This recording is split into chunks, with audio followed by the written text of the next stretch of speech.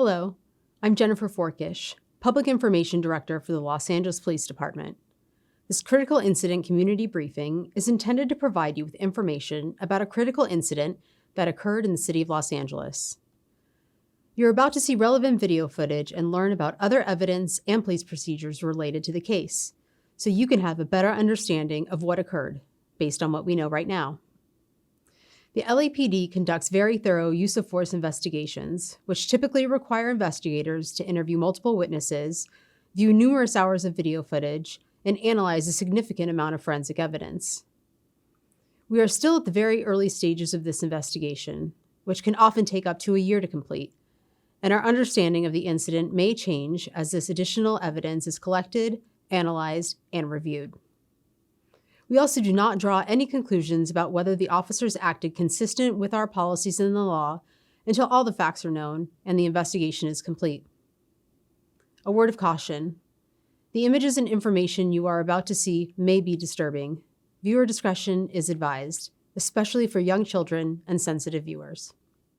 Hello, I'm Captain Alex Chogyoji, Commanding Officer of Media Relations Division of the Los Angeles Police Department. I'm going to provide you a brief overview of an officer-involved shooting that occurred on June 28, 2025 at around 10:50 p.m. Newton Area Gang Enforcement Detail officers were in the area of 42nd Place and North Avalon Boulevard, monitoring a known gang area when they heard the sounds of gunfire. As they drove towards the sound of gunfire, they saw a male suspect walking in the roadway armed with a handgun. The suspect was later identified as Ishmael Hernandez. As the officers stopped and exited their police vehicle, Hernandez raised his handgun and fired multiple rounds, resulting in an officer-involved shooting. A portion of this incident was captured on the responding officer's body-worn video. Body-worn video cameras are used by most officers assigned to field duties. They are worn at chest level and capture a general perspective within the line of sight from that angle. The angle of the camera prohibits viewers from seeing everything the officer saw and experienced. Upon activation, both audio and video will turn on. However, body-worn video cameras have a buffer of video without audio from the previous 2 minutes prior to activation. This feature is designed to capture incidents that occur suddenly, or an officer doesn't immediately activate the camera. Here is body-worn video from the officers involved in this incident.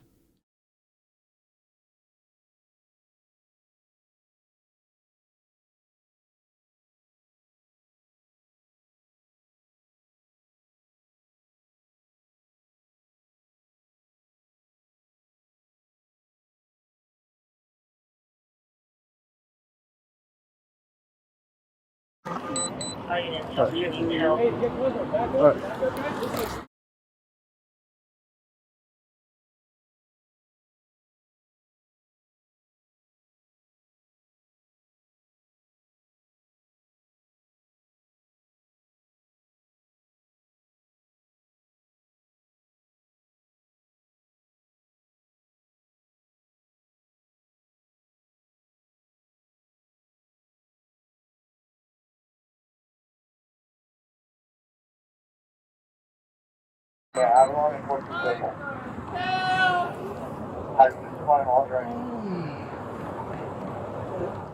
A portion of this incident was also captured on security footage by a nearby security camera.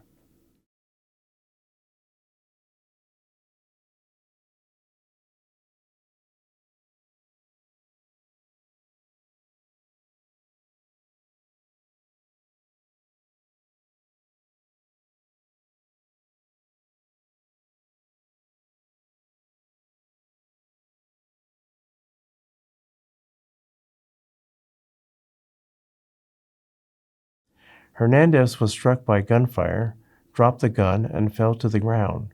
Moments later, and after the arrival of additional units, Hernandez was taken into custody without further incident.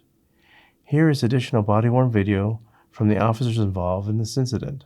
I'm going to grab this left, okay?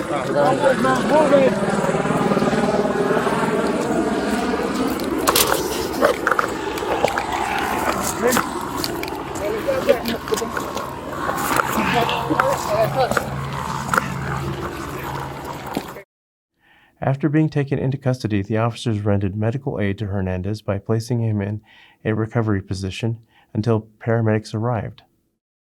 Los Angeles Fire Department paramedics responded and transported Hernandez to a local hospital to be treated for the gunshot wounds he sustained as a result of the officer-involved shooting. While there, medical staff determined that his wounds would require further treatment and admitted him into the hospital.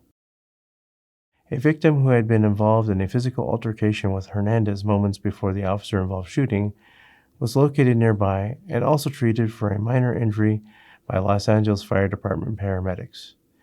Investigators ultimately determined that Hernandez had threatened that victim and fired a handgun in his presence at the onset of the incident.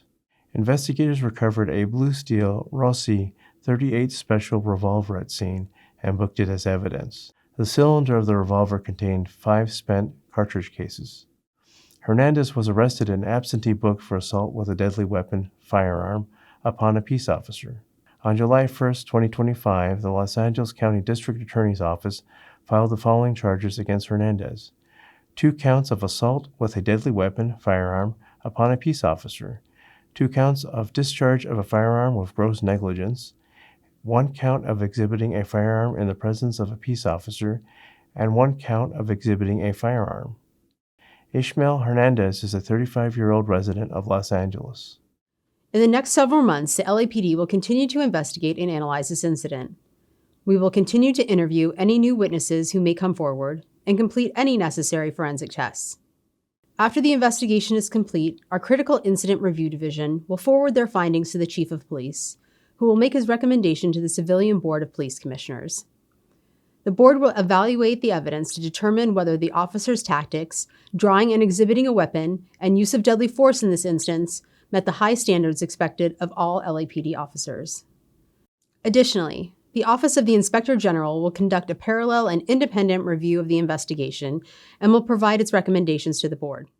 If you would like more information on how the LAPD investigates all serious uses of force, visit lapdonline.org, where you can find the LAPD's use of force policy and procedures. Thank you for taking the time to view this critical incident community briefing.